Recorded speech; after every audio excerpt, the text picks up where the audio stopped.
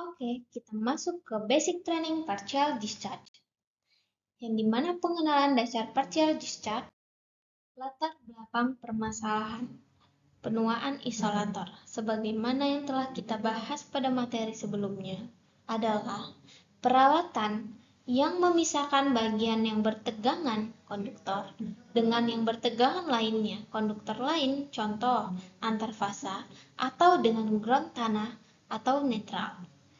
Seiring berjalannya waktu, isolator dengan waktu operasi tertentu akan mengalami penuaan atau aging.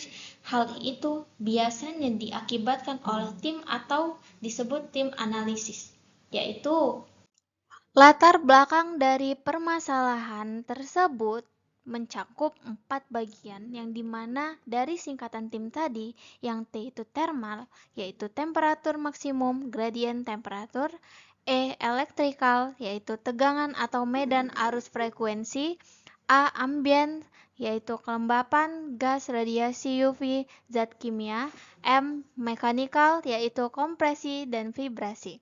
Secara eksperimental, particle discharge dapat dideteksi dengan cara menganalisis gas yang berbentuk akibat fenomena partial discharge. Akibat dari latar belakang masalah tersebut, penuaan isolator dapat memicu partial discharge (PD) saat isolator mengalami penuaan atau degrasi seiring waktu, kekuatan isolasinya dapat menurun. Ketika isolasi tidak lagi sebaik semula, bisa terjadi titik-titik lemah, seperti retakan mikroskopis atau catatan lainnya. Ini meningkatkan kemungkinan terjadinya partial discharge. Lalu, apa itu partial discharge?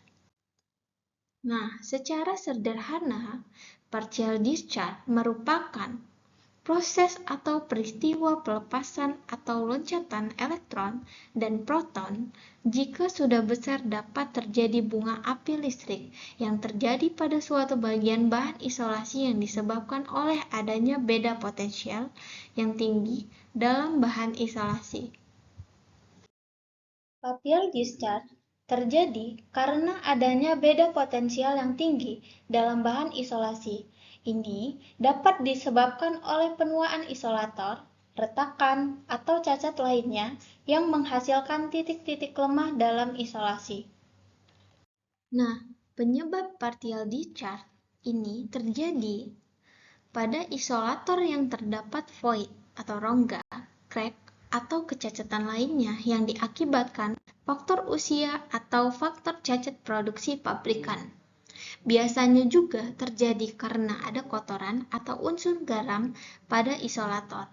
PD juga dapat terjadi jika ada runcing atau tonjolan pada suatu isolator. Pengertian partial discharge menurut standar dan ahli. PD menurut IEC 60270 adalah peluahan listrik lokal yang hanya menjembatani sebagian isolasi di antara konduktor dan yang mungkin terjadi dekat dengan konduktor. Menurut Guru Besar Institut Teknologi Bandung Profesor Dr. Insinyur Suwarno dalam papernya yang berjudul Partial Discharge in High Voltage Insulation mengatakan bahwa partial discharge akan muncul ketika medan listrik dalam void atau gelembung melebihi kekuatan medan listrik gas dalam void atau gelembung tersebut. Klasifikasi partial discharge. Sumber partial discharge dapat diklasifikasi ke dalam 3 kelompok, yaitu pertama, internal discharge merupakan partial discharge yang terjadi di dalam isolator. Yang kedua, surface discharge merupakan partial discharge yang terjadi pada permukaan isolator. Yang ketiga, corona merupakan partial discharge yang terjadi karena adanya bagian runcing pada isolator, karena akan ada konsentrasi medan di sekitar bagian runcing atau isolator yang kotor. Energi partial discharge. Fenomena partial discharge dapat menghasilkan beberapa energi diantaranya panas, gelombang elektromagnetik, arus impuls, cahaya radiasi, dan gelombang mekanikal. Sensor deteksi partial discharge.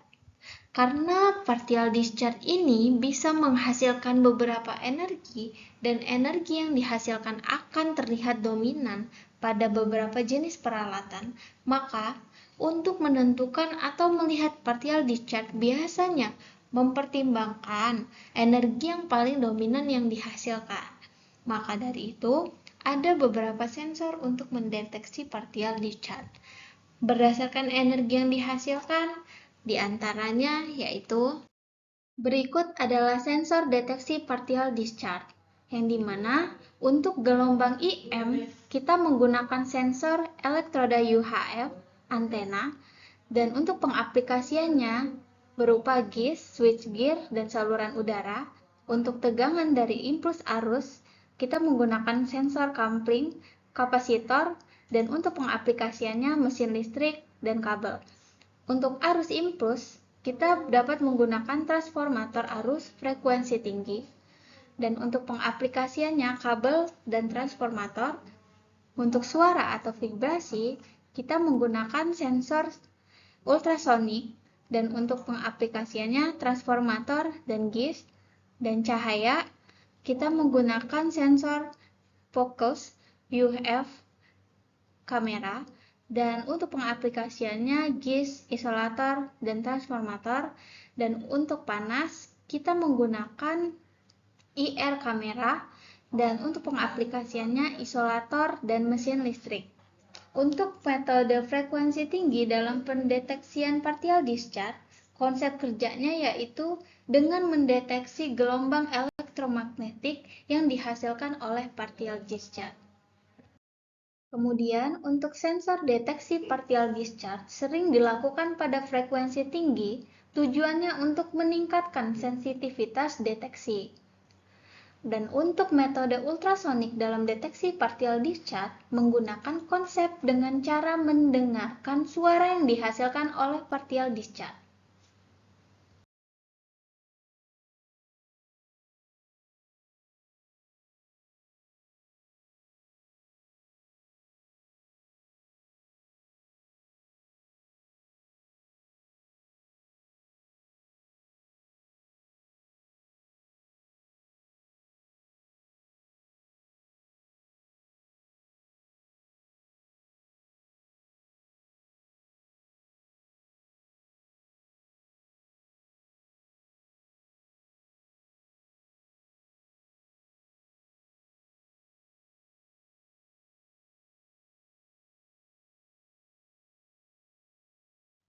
Partial discharge dapat dicegah dengan cara menggunakan bahan isolasi yang baik sebelum instalasi sistem kelistrikan.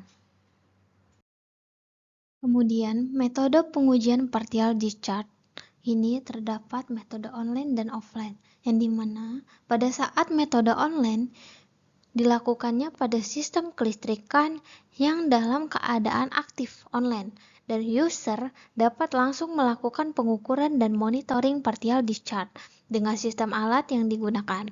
Kalau metode offline dilakukan pada sistem kelistrikan yang tidak bekerja, serta membutuhkan eksternal injeksi tegangan uji yang berfungsi untuk mengaktifkan kerja sistem kelistrikan hipotes, dan kemudian dilakukan pengukuran untuk partial discharge-nya.